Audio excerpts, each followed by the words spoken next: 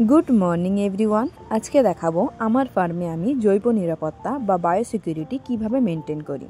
तो आमी मोट 4टे स्टेपेर साहाज्ये जैव निरापत्ता मेनटेन करी, जार मध्य प्रथम हलो एई जे एंट्रेंसे एकटा नेट दिये घिरे देওয়া, যাতে বাইরের কোনো কিছু মানুষ বা পশু পাখি ভিতরে না যেতে পারে।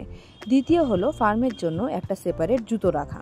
তৃতীয় হলো ফার্মের এন্ট্রান্সে চুন আর ব্লিচিং ছড়িয়ে রাখা। এখানে 9 ভাগ চুন আর 1 ভাগ ব্লিচিং আছে।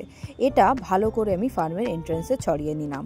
আপনি যখন বায়োসিকিউরিটি মেনটেন করা শুরু করবেন তখন দেখবেন মুরগি কিন্তু অসুস্থ হওয়া প্রায় কমে গেছে, কারণ বাইরে থেকে কোনো রোগ জীবাণু ফার্মের মধ্যে ঢুকতে পারছে না। আর এই বায়োসিকিউরিটির সর্বশেষ ধাপ হলো জীবাণুনাশক স্প্রে। এর জন্য লাগবে একটি স্প্রে বোতল আর জীবাণুনাশক পাউডার বা লিকুইড, যেটা আপনার পছন্দ হয় সেটা। তো এই বোতলের মধ্যে আমি জীবাণুনাশক পাউডার দিয়ে নিলাম আর জল দিয়ে ভালো করে নাড়িয়ে নিলাম। এইবারে আমি প্র্যাকটিক্যালি দেখাবো যে আমি কিভাবে মেনটেন করি আমার বায়োসিকিউরিটি। সবার প্রথমে আমি ফার্মে এসে বাইরের জুতো খুলে ফার্মের জুতো পরে নিই। এরপরে জীবাণুনাশক স্প্রে দিয়ে নিজেকে পুরোপুরি ভালোভাবে স্প্রে করে নিই। তারপরে আমি চলে যাই আমার বাচ্চাদের ঘরে। এই বাচ্চাদের চোখে একটু সমস্যা হয়েছে অ্যামোনিয়া গ্যাসের জন্য, তো সেই জন্য আমি এদেরকে খুব ভালোভাবে স্প্রে করে দিচ্ছি।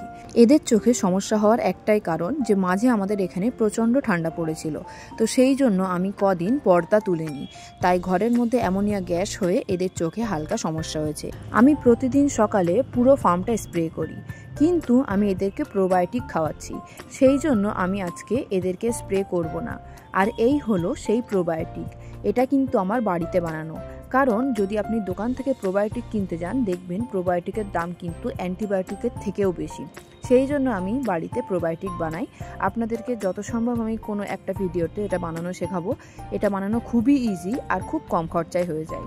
এই 4টে স্টেপ যদি আপনারা আপনাদের ফার্মে মেনটেন করতে পারেন তাহলে দেখবেন আপনাদের ফার্মে হাঁস, মুরগি, পায়রা পাখি যাই থাকুক না কেন তারা কিন্তু অনেকটা সুস্থ থাকবে। আজকের জন্য এতটাই। তো দেখা হচ্ছে পরের কোনো ভিডিওতে এমন কোনো তথ্য নিয়ে, যে তথ্য জানার পরে আপনাদের ফার্মিং লাইফ অনেকটা সহজ হয়ে যাবে।